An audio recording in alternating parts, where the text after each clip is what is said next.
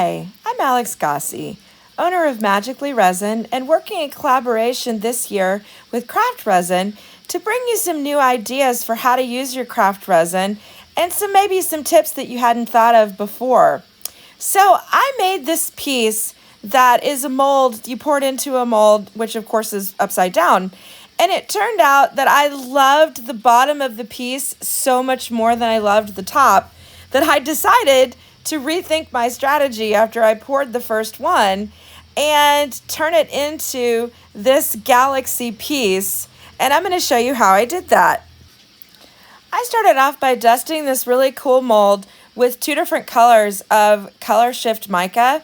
And I really love dusting molds with this color shift mica. You can do so much with it depending on the color of the resin that you added to it. So what I wanted was for it to be just a small portion of it to be the one color, and then the lion's share of it to be this purple color that I really thought would be fun galaxy color. So I had a galaxy idea for this the whole time. What I didn't know is that the bottom would turn out so pretty that I would decide to use the bottom because, you know, it seemed a shame for it to be hidden. So I am just dusting this mold like you would any other mold with any type of mica, but it happens to be color shift. You want to make sure and get in all the cracks and crevices. You want to make sure that all of the silicone is covered. And you also want to make sure that when you're done, that you give the mold a good smack to make sure, like against the desk or something, to make sure that all of the powder comes out, because you do not want loose mica powder in whenever you do this type of technique, and that really doesn't matter what type of mica you use.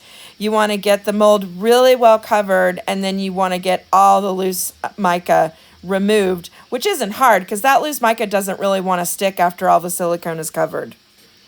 Now I feel really good about the coverage of the color shift, and I wanted some quartz crystals to go down in the sides. If you've watched any of my other videos, you know I really love these quartz crystals, and I keep them in mason jars because I buy them in bulk. So I absolutely love adding these to anything, but especially when you're doing some type of celestial feeling type of pour. I have already mixed up my craft resin, equal parts 1-to-1 measured by volume. And I've let it sit, degas, and heat up before I added any of the mica powder. And the mica powder that I'm using is the gorgeous black craft resin mica powder that I feel like looks like stars in the galaxy. It's just so gorgeous.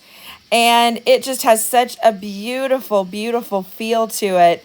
It's very silvery black. So I think this makes a beautiful base to anything, really anything. I go through these like crazy. I love this color. So I want to make sure as I'm doing this that the resin gets down into the crystals because they could definitely trap bubbles.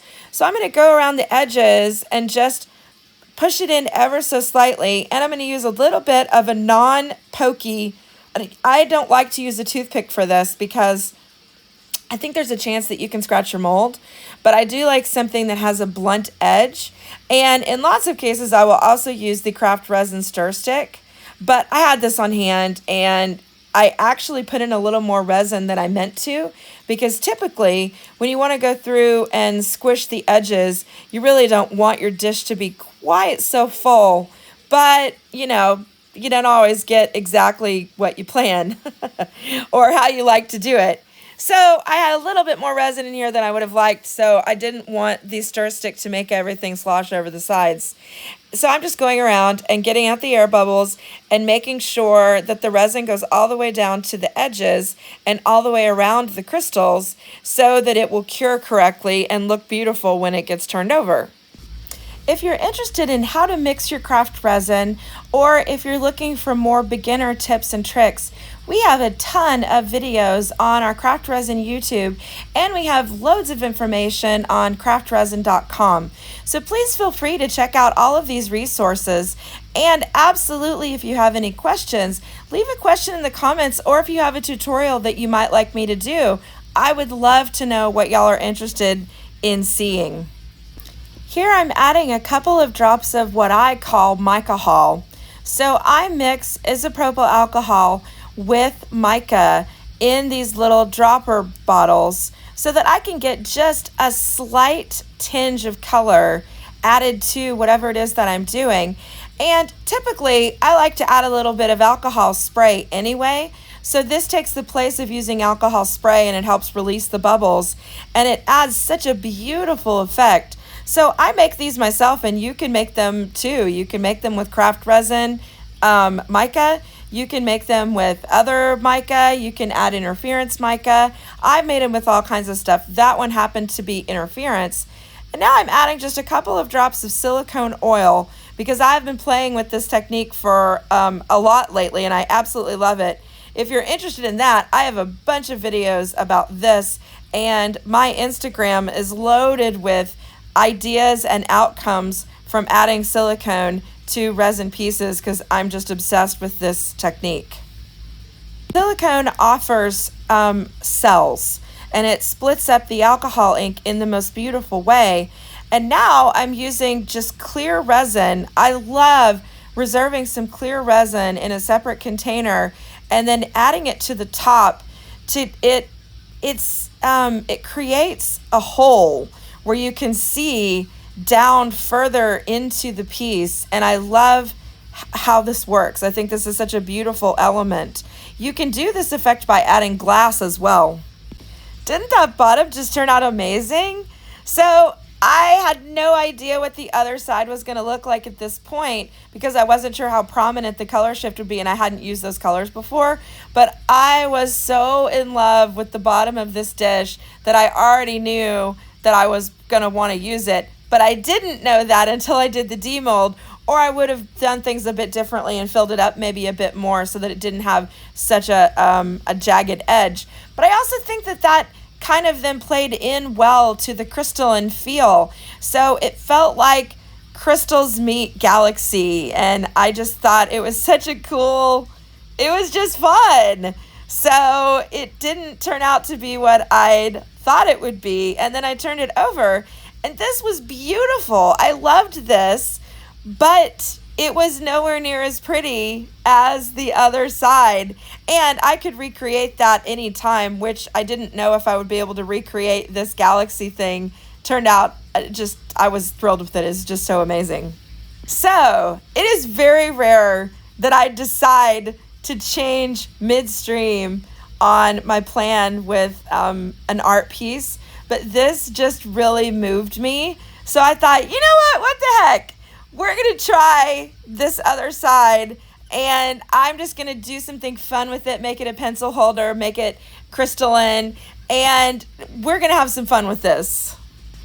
So I mixed up a fresh batch of clear resin, and I'm basically just doming this. Now, because I hadn't planned this to be this way, the bottom wasn't flat. I did sand it a little bit, but I also liked the organic feel of it not actually being completely flat. And I'd already had this crystal made, or I would show you the footage from that. And I remembered that I'd made this beautiful crystal that I thought would be so perfect. The coloration was so perfect. And basically, this mold is just one of Juilliart's, the big crystal from Juilliart. And it has one of my inlays put in it. So if y'all are interested in how I made this crystal, let me know, and I'll do a tutorial and make a new crystal. But I'd had this for a while and didn't have footage of how I made that crystal. So this is just me doming the edge, getting resin over the edge, and letting the resin cure up a little bit so that it really gets a chance to thicken, because I don't want it to drip off of the sides too much and make a mess. And then I realized the piece wasn't actually level. So, which is not surprising that might be the case. So on the fly, I had to correct and add a little bit of height to one of the sides because I did see that the resin wanted to flow off that end. Really had so much fun with this piece. And what I wanted to impart to you is that a piece of resin can be used a lot of different ways, regardless of what you thought you were going to do with it in the first place, especially if it's not a custom order, if you're just making something. Even if it is a custom order and doesn't turn out the way you think that it will, you can always do so much to change a resin piece and to tweak the outcome, or even just opt to use the bottom of a piece if you think that that's gorgeous. So what I wanted to do is express that be thoughtful or mindful that you can use these resin pieces in so many ways, embedding them in other pieces later, painting them all together if they're just not great. There are so many ways to reuse resin pieces that don't turn out the way that you want them. And this piece is a reminder of how much we are all a work in progress, and how at any moment you can change course and you can decide to be different and do different anytime that you decide.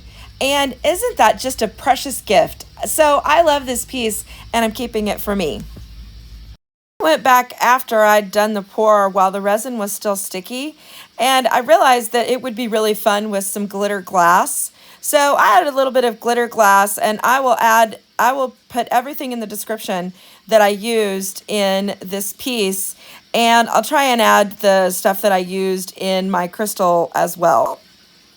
I thank you so much for spending your precious time with me, and I would love it if you would like and subscribe so that we can know what content y'all love and bring you more of it.